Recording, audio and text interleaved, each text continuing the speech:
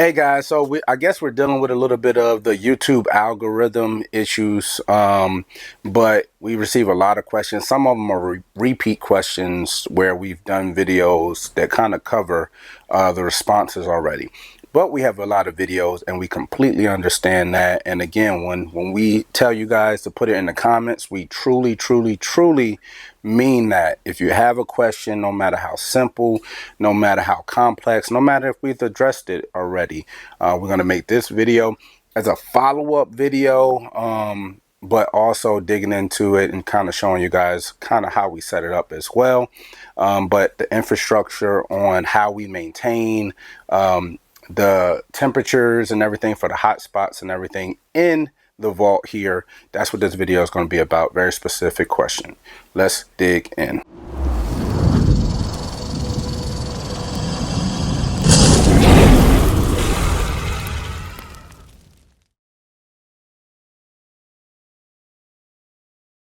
Hey guys, what's going on? Will, Flawless Exotic Creations, coming to you guys with another video this week, and this is in response to a Q&A that we had on Instagram. So as far as our infrastructure right about now, if you're talking about max capacity, we can house 200 breeder size animals, male or female. Roughly with Fort Knox here, we can do about 102 grow outs slash holdbacks slash bigger for sale animals if we kind of hold on to them a little bit longer. And hatchlings, fresh hatchlings, we probably at this point we can house probably a little over 500 hatchlings. We are nowhere close to those numbers. So we still have racks. Again, you guys probably hear us say it a lot, but we still have racks that's not plugged in.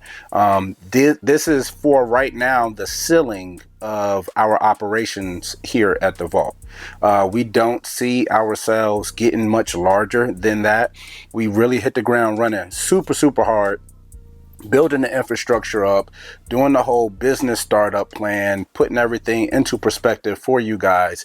As it came in, we showed it off. As it came in, we talked about it. As we thought about it, we talked about it to make sure that it all made sense and we were dotting our I's and crossing our T's. So we got a question on keeping the temperature on the hot spots. How do we go about it? Which thermostats do we like to use? And we've done a couple of videos actually on it already. But again, the YouTube algorithm probably pushed it around. Who knows what's happened to it at this point. But we utilize Inkbird, which is what you see up here. Also, what you're seeing probably on the screen as well, our specific setup on how we do it. We don't use one Inkbird to every, let's say, rack. For a lot of our bigger racks, we're using 2 Inkbirds just because the vault is actually a custom built building that we had built, and Audra and myself, we actually did all the work on the inside and the interior as far as the lighting, the paint, the insulation, the drywall, as Audra always lets me know that she hates to do.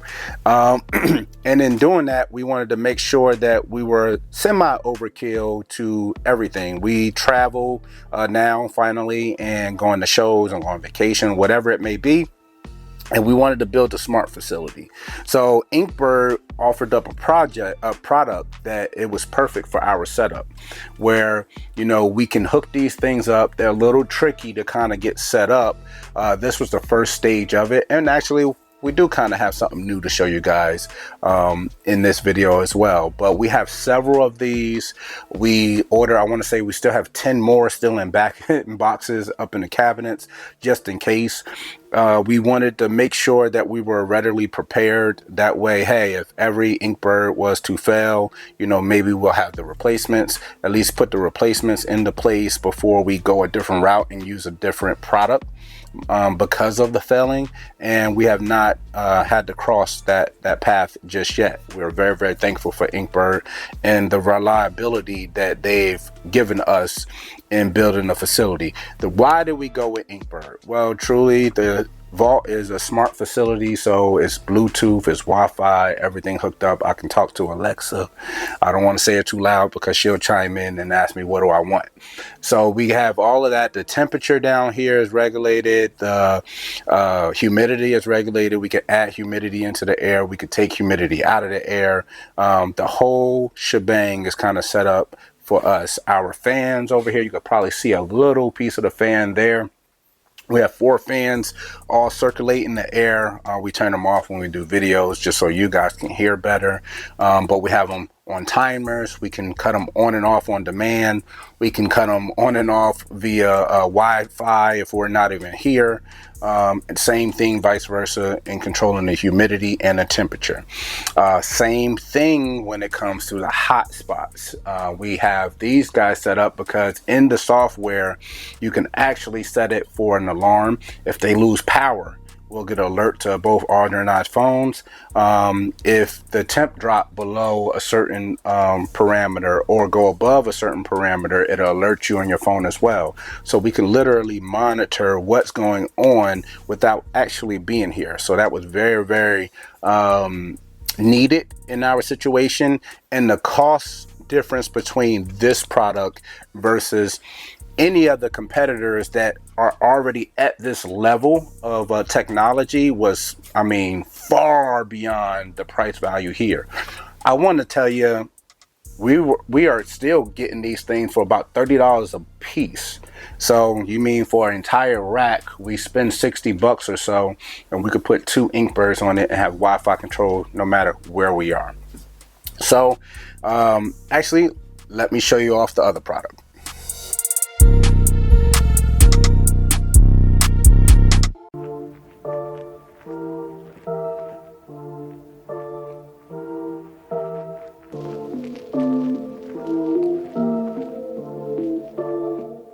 So yes, now this product, same thing, looks quite different than what you just saw.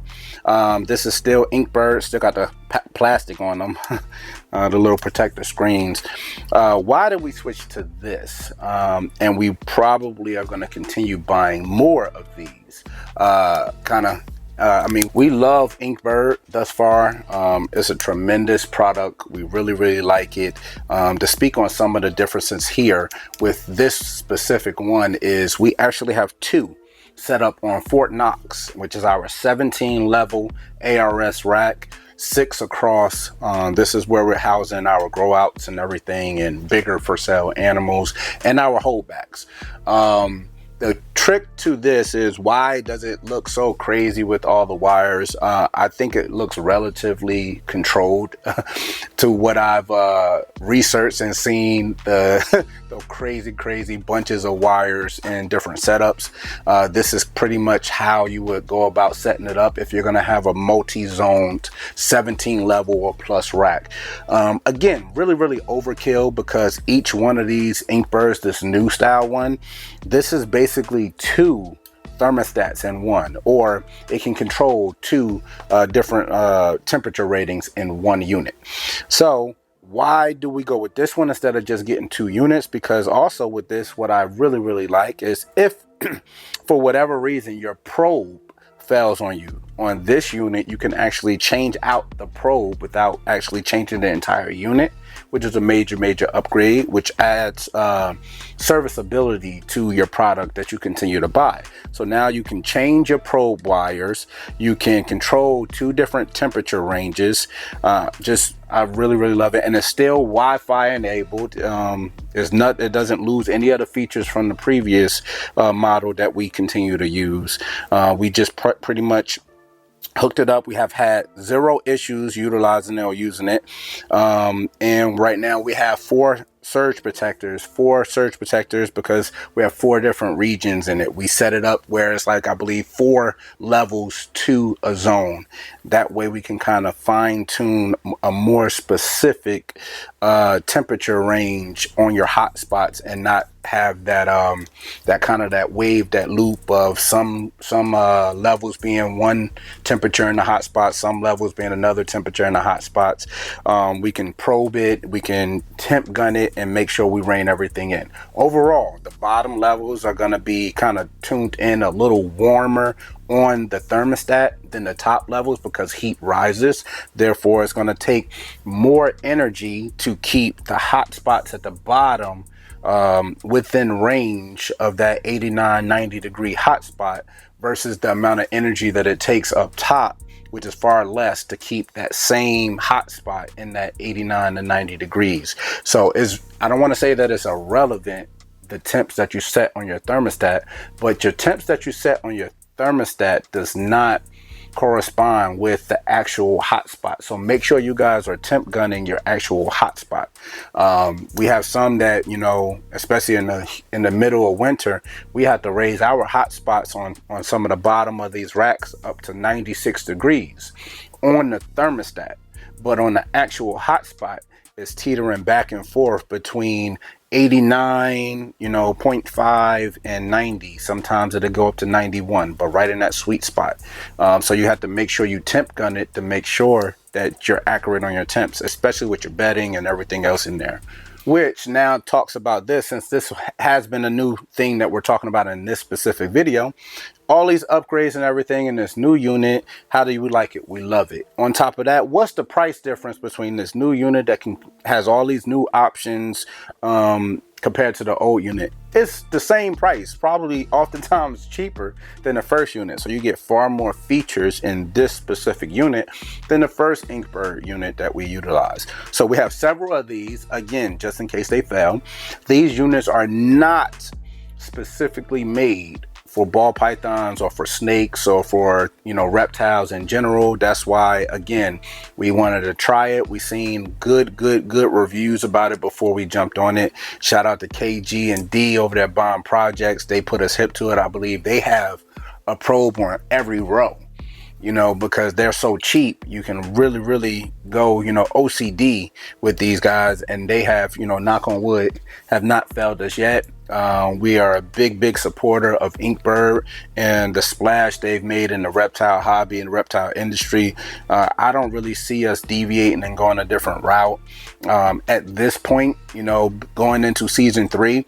If we do have one fail, we'll just replace it and just keep monitoring what's going on in our failure rate of the thermostats. But we're going to be full steam ahead with these guys. Hopefully that answers the question on Instagram, which we already sent a specific answer to that person. But if any of you guys were wondering, what should you utilize as far as for your thermostat, I would go as far as to say, hey, we love Inkbird. We would urge you to use whatever you'd like, but this cheaper option with far more technology built in, far more serviceability options built in, I think that's kind of a no-brainer to at least give it a look and go down that route, go down that rabbit hole and see if it serves your purpose as well. Anyway, it's Will, Flawless Exotic Creations, and we out.